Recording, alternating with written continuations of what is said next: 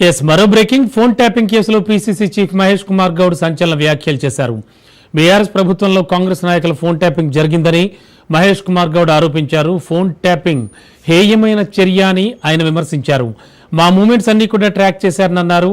ఈ phone tapping లిస్టులో CM Revanth సహా 650 మందికి పైగా కాంగ్రెస్ నేతల ఫోన్ నెంబర్లు ఉన్నాయని చెప్పారు. ఎన్నికలకు ముందే ఫోన్లు ట్యాప్ అయినట్లు తాము ఫిర్యాదు చేశామని ఆయన గుర్తు చేశారు. 2018 ఎన్నికల్లో కాంగ్రెస్ ఓటమికి మా ఫోన్లు ట్యాప్ చేయడమే కారణమన్నారు. మావోయిస్టుల సానుభూతి పరుల పేరుతో మా ఫోన్లు ట్యాప్ చేశారని మహేష్ కుమార్ గౌడ్ ఆరోపించారు. ట్యాపింగ్ లో ఉన్నాయి.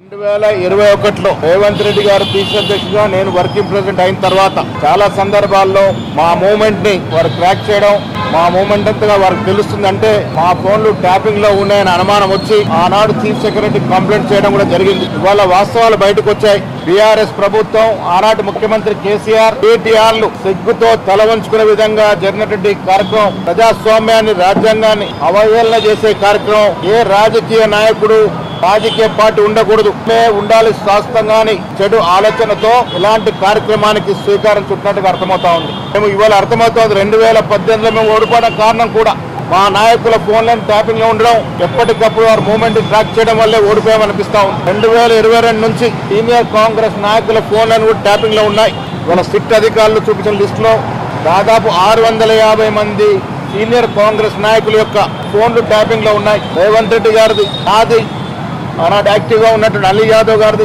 గాలి అనిల్ గారిది, వారితో పాటు చాలా మంది కాంగ్రెస్ ఫోన్లు ట్యాపింగ్ లో జరిగినాయని ఇవాళ వాస్తవాలు బయటకు వస్తా ఉన్నాయి. ఏ రకంగా అధికారాన్ని దుర్వినియోగం చేశారో అర్థమవుతా ఉంది. ఏ హోదా లేనటువంటి ఒక రిటైర్డ్ అధికారిని దేశ చరిత్రలో ఎక్కడ లేని విధంగా ఇంటెలిజెన్స్ చీఫ్ గా పెట్టి ఇలాంటి దుశ్చర్యకు పాల్పడడం అనేది సిగ్గుచేటన్న విషయం. దాన్ని ఐజీ హోదాలో కూర్చోబెట్టి ప్రతి 2 నెలలకి చీఫ్ సెక్రటరీ ఈ ఫోన్ ట్యాపింగ్ మీద రివ్యూ చేయాల్సి ఉండగా కూడా దాదాపు సంవత్సరం పాటు రివ్యూ చేయకుండా మాలాంటి వాళ్ళ పేర్లన్నీ కూడా మా పూర్తి పేరు దాంట్లో మెన్షన్ చేయకుండా మమ్మల్ని నక్సలైట్ సింపథైజర్ గా మా ఫోన్లు ట్యాప్ చేశారంటే ఎంత దౌర్భాగ్యమైన పరిస్థితితో రాష్ట్ర ప్రజలు అర్థం చేసుకోవాలి. సిట్ అధికారులు దీని మీద విచారణ జరుపుతా ఉన్నారు. హీనమైనటువంటి చర్యకు పాల్పడిన రాజకీయ నాయకులు కావచ్చు, ఆనాడు అధికారులు కావచ్చు, ఎవరిని కూడా ఉపేక్షించకుండా కఠినమైన శిక్ష పడాల్సిందిగా నేను ప్రభుత్వాన్ని విజ్ఞప్తి చేస్తా ఉన్నాను.